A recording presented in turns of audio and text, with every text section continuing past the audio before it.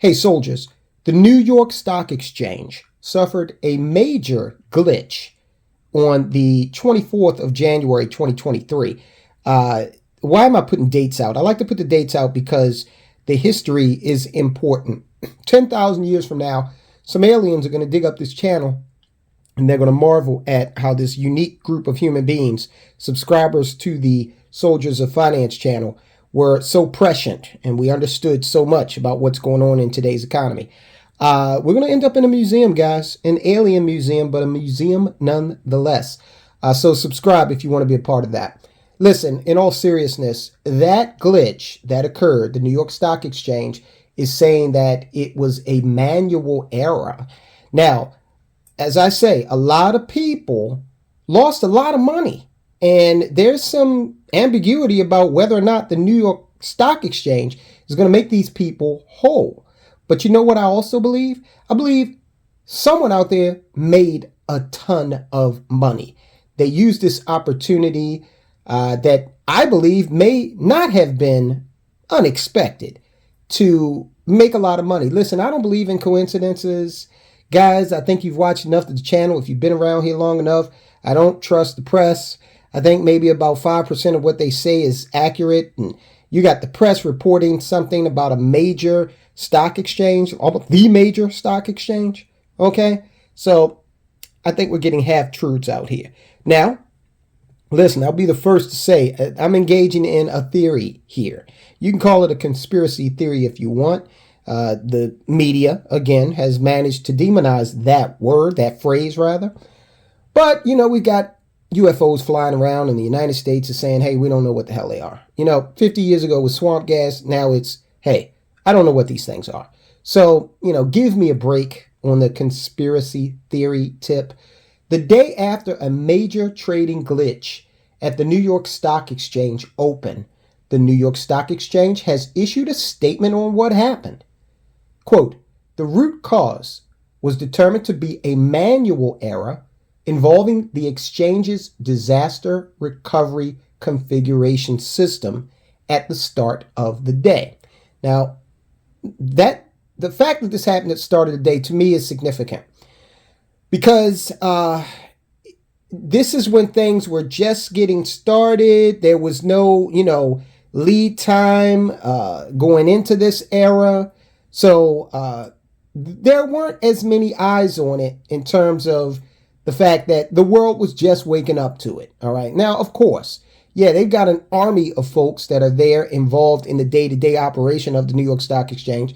But most of the world, other events are occurring. You're just arriving at work. You're just getting your coffee. So this was kind of a news item that didn't, involve breaking news. You know how they break in and tell you that there's a car chase in some city 3,000 miles away from you. It didn't warrant that. So that's all that the New York Stock Exchange is saying. In plain words, it appears they tested a disaster recovery configuration that did not involve using the floor traders, and it did not reset. All right, so Skynet took over for a minute there. And I'm sure that in the fog of what was occurring, there were some that knew exactly what was going down and took advantage of the situation. Traders noted that both designated market makers and floor brokers appear to have been frozen out of the order book that is used to build the opening print.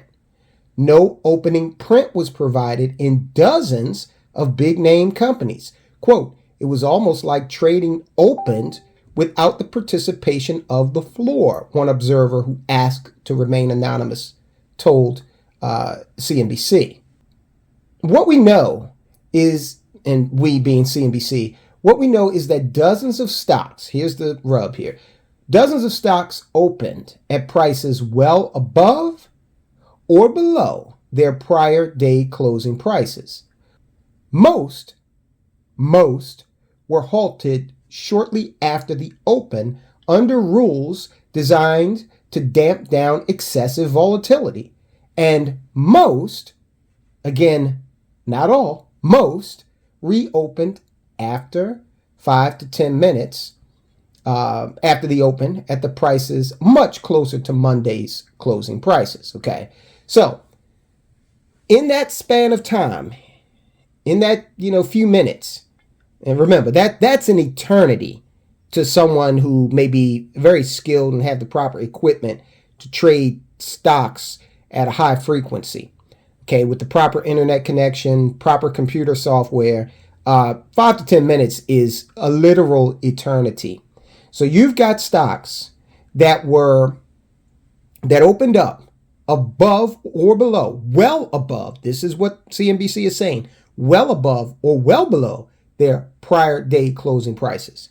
So if that happened, let's say your stock, you're sitting in a bunker somewhere, petting a cat. You shaved all the hair off your head and you look like a Bond villain. And the stock that you've targeted is one of those involved, and there were many, in this particular incident. And all of a sudden, you notice that XYZ stock is trading well above what it was the day before. Well, this could be an opportunity to make a little money, right? Because you could sell at that price. Or suppose it's selling well below what it was the prior day. Well, you could buy it at a hell of a discount, right? Many orders to buy and sell stocks did not make it to into the order book that determined the opening price. And the opening auction print did not happen in those affected stocks. And again, they say many, not all. The announcement by the New York Stock Exchange late Tuesday that some trades occurred right at the open would be busted, but others would not, added to the confusion. Many are trying to figure out how much money they may have lost yesterday. This only would have affected you if you were trying to sell or buy, okay? It wouldn't have affected you if your stock was just sitting there and you were just holding it. You weren't actively participating in buying or selling at the time. But for those who may have been, and again, guys, I don't take anything for granted, this is disconcerting, because if this can happen and the New York Stock Exchange is rumored not to be, they're mum on whether or not they're going to make people whole, because we're talking billions of dollars here. If this can happen, it's very, very disconcerting. Because remember, you sell a stock, it's trade plus 2. So what is it? Today is Wednesday. So by Friday, you get your money, right? Now, in many cases, it's quicker than that. But trade plus 2 is the standard. A lot can happen between the time you place the order and the time it's fulfilled. So I don't know. This doesn't feel right. Doesn't smell right to me. All right, let's take a look at the actual magnitude of this. We had stocks affected like Walmart, McDonald's, big names, okay? This is the New York Stock Exchange, after all. In an update posted Wednesday morning, the New York Stock Exchange said the glitch, which was a failure to conduct standard opening auction that determines official start of day prices for New York Stock Exchange listed stocks. This actually affected 2,824 individual securities. Almost 3,000 securities were affected. Now, there are only approximately 3,000 stocks on the New York Stock Exchange. So this was extremely broad. This almost affected all of the securities on that exchange. About 84 of the impacted securities experienced trading halts under a market mechanism that temporarily freezes trading in stocks facing extreme volatility. So the vast minority of those stocks were actually halted. The exchange also said it had determined that 4,341 trades should be busted for taking place at clearly erroneous prices. The real number of busted trades could be higher if other exchanges decide to unwind transactions, since the New York Stock Exchange's erroneous prices rippled through the markets and caused anomalies elsewhere. So they're saying that 4,341 trades should be busted. Come on, guys. We had 2,824 securities that were affected. So I'm going to go out on a limb and bet that the multiple is higher than roughly 2, right? For the number of trades that were occurring. We already talked about the real number of busted trades could be higher. It definitely is.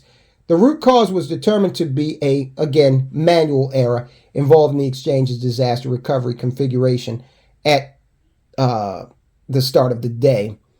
The New York Stock Exchange disaster recovery mode is a backup arrangement last invoked during the early months of the pandemic in 2020, in which the exchange operates in an all-electronic mode without intervention from humans on its trading floor in Lower Manhattan. So, if I'm conspiratorial, if I sound conspiratorial, I am willing to take that charge. I just don't believe that, this just randomly happened. I believe that there probably was some engineering behind the scenes and this occurred. Somebody profited off of it. And they may very well get away with it because the New York Stock Exchange has said, hey, this affected almost all of the stocks. All we can find are roughly, 2,000, a little over 2,000 actual trades, but we think there are more. And they only halted trading in 84 securities. Again, the vast minority of the securities affected. Or put another way, about 3%. So they only halted trading in about 3% of the affected stocks. So that 97% of the affected stocks were still going strong. Okay. All right, guys, this is an electronic world we're living in, and things move at the speed of light. I think somebody was able to pocket a vast amount of money in the blink of an eye. Now, it hasn't been quite the blink of an eye, but another exchange has been affected with regard to another asset class, crypto. Take a look at this report. The Winklevoss twins, they could be in trouble. And the reason for it is because a lot of money has disappeared, like $1 billion from their crypto exchange. We're going to explain to you exactly why that is. Take a look at that report, and guys, I'll talk to you soon.